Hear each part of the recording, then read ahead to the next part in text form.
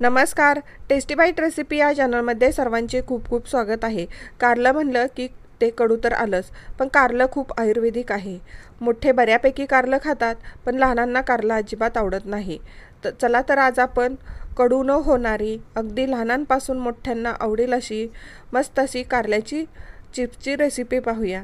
यासाठी इथे मी अर्धा किलो कारली स्वच्छ धुवून घेतलेले आहेत आणि या पद्धतीने आपल्याला कारल्याचे काप करून घ्यायचे आहेत.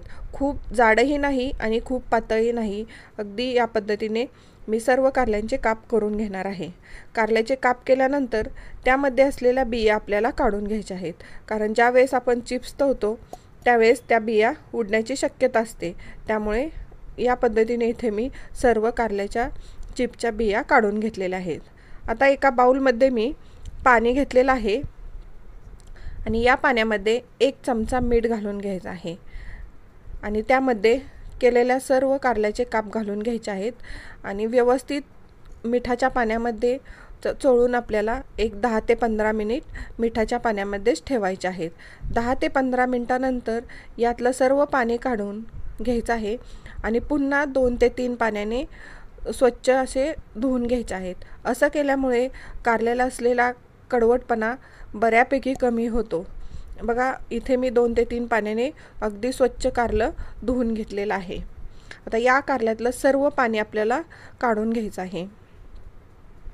पाणी काढून घेतल्यानंतर यामध्ये मी 1 चमचा मीठ, अर्धा चमचा हळद, 1 चमचा लाल मिरची पावडर, 7 ते 8 लसण पाकळ्या टेचून घेतलेल्या आहेत ते घालत आहे. थोडीशी बारीक चिरलेली कोथिंबीर. आता हे सर्व साहित्य व्यवस्थित असं कारल्याच्या प्रत्येक चिप्सला लागेल असं चोळून घ्यायचं आहे.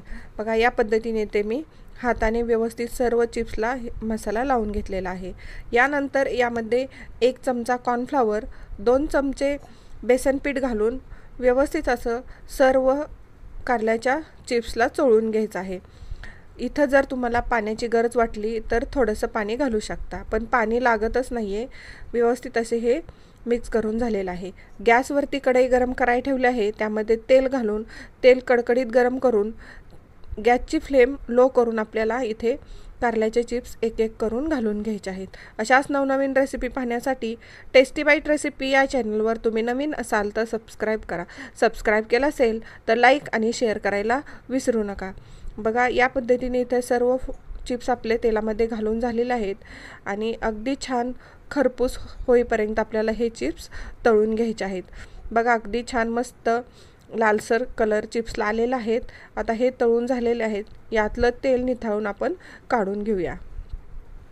याच पद्धतीने आपण राहिलेल्या कारल्याचे चिप्सही तळून घेऊया.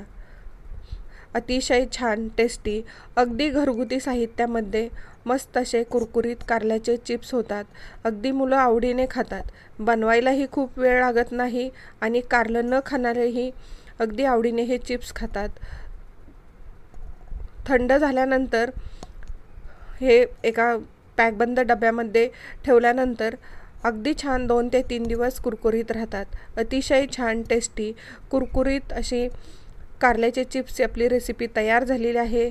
बनवायला खूप सोपी आहे. अगदी सर्वजण आवडीने खातात. थँक्यू.